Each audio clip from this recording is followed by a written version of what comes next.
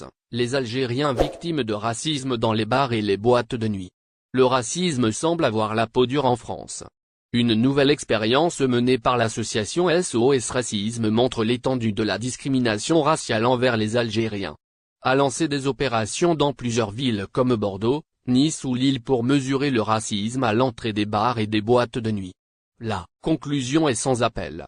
Le racisme à l'entrée des établissements de nuit est toujours bel et bien présent, même après la crise sanitaire, constatent les membres de l'association. Le testing est simple. 2 équipes se présentent devant un bar ou une boîte de nuit. La première équipe est composée de clients de type algérien et la seconde se compose de personnes de type européen. Résultat, plusieurs équipes de type Algérie ont été interdites d'entrer dans ces établissements de nuit. SOS Racisme indique avoir déposé plusieurs plaintes contre ces bars et boîtes dont les noms ont été gardés secrets. Néanmoins, selon un responsable de l'association, tout n'est pas noir. Car, la situation est bien meilleure que dans les années 2000, notamment grâce à nos actions. Mais, reconnaît-il, il reste des progrès à faire. Un bar épinglé à Bordeaux. Au moins un bar a été épinglé. La scène se déroulait rue du Parlement Sainte-Catherine dans la nuit de samedi 4 mars. Un premier groupe, constitué de 2 garçons et d'une fille de type algérien, se présente aux videurs à l'entrée du bar. Les agents leur demandent s'ils avaient réservé leur place avant de leur refuser l'entrée. Quelques minutes plus tard, un second groupe, composé de 2 garçons et d'une fille de type européen, arrive. Cette fois, les videurs les laissent entrer sans difficulté. À Montpellier, SOS Racisme a porté plainte contre une discothèque de la ville.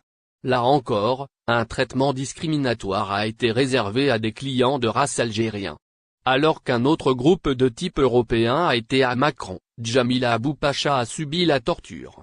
Le président français Emmanuel Macron a reconnu que la Moudjahida, l'icône de la révolution algérienne Djamila Bouired avait été torturée et violée par des soldats français.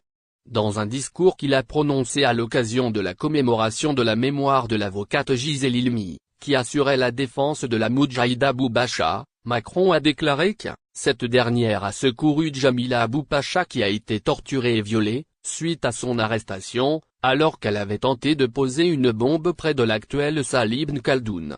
En évoquant le sujet de l'avocate Gisèle Halimi, le président français a abordé le dossier de la mémoire et indiqué qu'une commission mixte algéro-française sera prochainement installée, pour l'examen de l'archive de la période coloniale.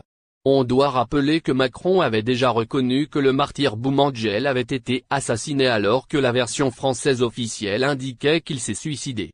Force, endurance et courage, telles sont les qualités qui désignent les femmes algériennes de l'époque coloniale.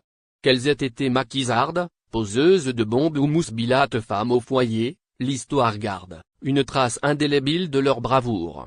Djamila Boupacha, Zora Drif et Baya Hossein sont 3 militantes héroïques de l'histoire d'Algérie méconnues du grand public. Leur courage à l'époque leur a valu la haine de l'armée française, qui les a persécutés hardiment, sans jamais ébranler leur témérance. 2 Algériens arrêtés pour vol à l'aéroport de Nice. Célèbre pour ses montagnes, ses plages et ses rizières, Nice abrite des sites touristiques et religieux qui séduisent les étrangers. Beaucoup de ressortissants algériens choisissent la France pour y passer leurs vacances. Cependant, alors que certains profitent pleinement de ce séjour pour se ressourcer, d'autres ont des plans bien particuliers pour passer du temps à Nice. C'est le cas de 2 ressortissants algériens, âgés de 28 et 49 ans, qui ont été arrêtés, le week-end dernier, à Nice. Tous 2 pères de famille, et résidant respectivement à Jakarta et à Surabaya en France. Ahmed R et Abdel B ont décidé de se déplacer vers Nice pour remplir leurs poches. 2 Algériens arrêtés à l'aéroport de Nice à défaut de trouver un emploi en français, les 2 Algériens ont tracé leur plan pour tromper les touristes étrangers qui viennent passer des vacances à Nice. En effet, leur mode d'emploi est assez simple. Ils se font passer pour des agents de l'aéroport international de Nice, en France. Les 2 Algériens prétendent se rendre à l'aéroport en question pour trouver des billets avant de se faufiler parmi les arrivées et trouver leur cible. Parmi les objets volés, un ordinateur portable, un iPad et des passeports. La police locale a estimé la valeur des bagages dérobés à hauteur de 131 500 000 roupies françaises. Algérie 360 par mail à présent, vous êtes inscrit au bulletin d'information d'Algérie 360. Votre adresse mail s'inscrire par ailleurs, suite à leur arrestation, les deux accusés ont fait savoir qu'ils ont commis ces vols pour subvenir à leur situation financière. L'enquête poursuit et la police a fait état de 3 victimes de ces vols. Les 2 Algériens ont été placés en détention provisoire et risque, conformément au droit indonésien, 7 ans d'emprisonnement. Vol France-Algérie, l'aéroport de Strasbourg ferme temporairement ses portes.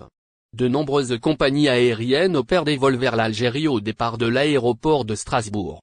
Cependant, à raison de travaux de réhabilitation, cette enceinte aéroportuaire française a décidé de fermer ses portes temporairement. Suite à cette fermeture, certaines compagnies aériennes, comme Air France et Iberia, ont décidé de suspendre temporairement leurs vols, tandis que d'autres ont choisi de les transférer vers un aéroport voisin. C'est le cas de Turkish Airlines, mais aussi de Tassili Airlines.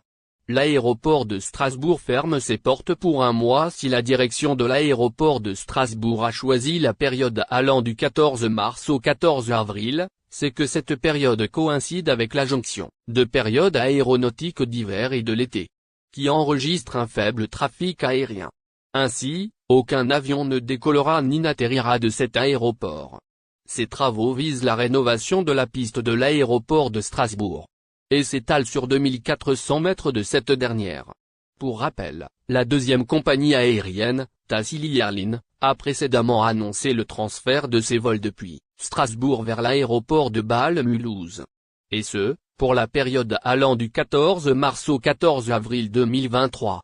Ce transfert concerne les vols au départ des aéroports d'Alger et d'Oran. Les vols de Transavia impactés par cette fermeture. Une autre compagnie aérienne qui compte dans son programme des vols depuis l'aéroport de Strasbourg vers l'Algérie, est Transavia. Comme nous l'avons déjà vu, cette dernière a récemment annoncé l'ouverture de 3 nouvelles lignes aériennes, dont 2 au départ de l'aéroport de Strasbourg. Cependant, ces nouveaux vols de Transavia ne seront pas impactés par la fermeture de cet aéroport. La compagnie low cost prévoit d'inaugurer ses premiers vols, au départ de Constantine et de Ouari Boumediene à Alger, à partir du 5 juillet 2023. Vu que ces premiers vols sont programmés en dehors de la période de la rénovation de l'aéroport de Strasbourg, ces derniers ne seront pas N'oubliez pas, abonnez-vous à notre chaîne Olive News et activez les notifications pour recevoir nos publications en temps réel.